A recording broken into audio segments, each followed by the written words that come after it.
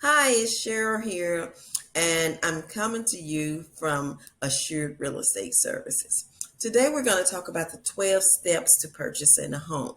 The first step is to actually choose a lender. At that time, you would take into the lender your income docs where they can discern how much you can afford to purchase. But you set the budget. You know what you're comfortable with paying every month. Now, after you get your pre approval letter, that's when you choose a realtor. You come see me, Cheryl, Queen C of real estate. And at that time, we'll have a consultation about what are you looking for in a home? What are your needs and what are your wants? What area do you want to live in? Is it a 4 bedroom, 2 bath, in a cove, or is it in a rural area?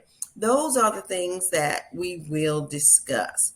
And once you tell me those things, I will set you up in the MLS where you will receive these homes as they come to the market. You want to be the first one to get out and see them. So step number 3 is we go shopping for a home.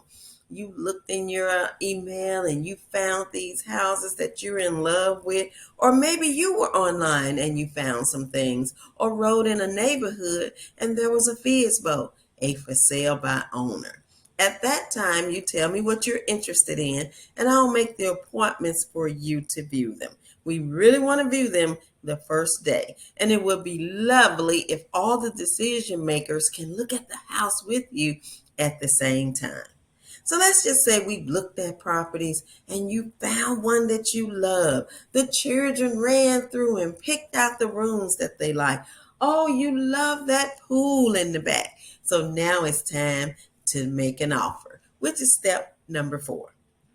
When we're making an offer, you have to make sure that you have your earnest money. Make sure you got your earnest money, your down payment, and closing costs. All your funds are in place, or you know where you're getting them from. You may have to get it out of your 401k, but nevertheless, you know where your funds are and you can reach them. So now we're making an offer. But before we make that offer, I have to do intake number 2, which is the consultation about the contract. I don't want you to just sign anything. We have to go over the entire contract while I explain to you what happens during this process. Do we need contingencies in there? Everything is spelled out in the contract. There are no verbals. That's why we're using that contract, and that's why I take the time to go over it with you. So we made our offer. It's a good offer. I mean, it's really, really good. The actual seller, when they see it, they say, oh, I like it. It's okay. So now it's step number 5. We got to negotiate. Hopefully they accept it like it is. But we have to negotiate sometime. And that's when you have to put your big girl panties on or whatever men wear. But you have to be strong during this process because I know your heart was set on, I offered this price. I want to move in this date. I want this, this, and this. It don't always happen like that. But thank God for you. I'm a great negotiator. So at that point, when we go back and forth and we negotiate and you and the seller agree upon a price and the other things in the contract, then number 6 happened. We got a binding contract. Yay! Everything's started now. The ball is rolling and the clock is ticking. But let's go to number 7 when you meet the team. It's more than the loan officer and the realtor that's in this deal with you. You have other partners. You got your appraiser, you got your inspectors, you got your closing attorneys, you got your underwriters. It's a team of us helping you get to the closing table on time. Okay, so we got the contract, it's bind. Now we got to order the inspection.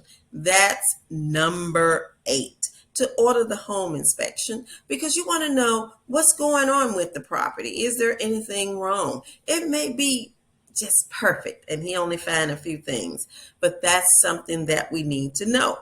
But if it's not and it's got some issues, like some major issues like electrical, plumbing, HVAC, we want to do a repair proposal. There are things that you and your family, let me stop saying we because this contract is between you and the seller. So there are things that you found in the home inspection that you would like repaired. So I write for you a repair proposal. It's outlining all the things that you want repaired. Hopefully it's not a whole lot of them, but whatever it is, I'm going to put it on there for you. So therefore, I would send it over to the seller for you, and then he would decide he will accept all of that, or either he'll do his own repair proposal, leaving some of the things out. When it comes back, you have to decide whether you accept that. And if you do, then we go on. The seller start doing the repairs for you so we can push forward to closing. Now, number 9 is the appraisal go out. The lender will send the appraisal out, and he's looking for value. And he may come back with some repairs too. Now, these repairs are not negotiable. If the appraisal come out and he says that he see rotten wood, it has to be repaired, replaced, and paint to match the other color of the house. So we get that done. Now, if there are some repairs, the appraisal has to go back out and make sure that they were complete. So let's skip on to number 10. Number 10 is the other inspections like pest inspections, pool inspections, but we actually want to order all those at the same time. Like when you order the home inspection, go ahead and order the pest inspection, pool inspection, irrigation inspection, whatever inspection you need, let's get it done. Now, number 11 is the final walkthrough. This is right before closing. It could be the day before or the day of closing. You want to make sure that everything is as you saw it after that inspection and those repairs, and even better. If we had a storm, you want to make sure that the shingles are still on the house, or they didn't take an item that they say they were going to leave. Okay? So, number 12, step number 12, drum roll, closing on your home. Now, this day, you will wire your funds that's needed to close on this property. We don't bring checks, we don't bring cash, we don't bring money orders. If it's over $5,000, you wire it. Wire it no matter what it is. And you only get wiring instructions from the attorney, from the closing office. You don't get it from anyone else. You don't get it from the lender. You most definitely don't get it from the realtor.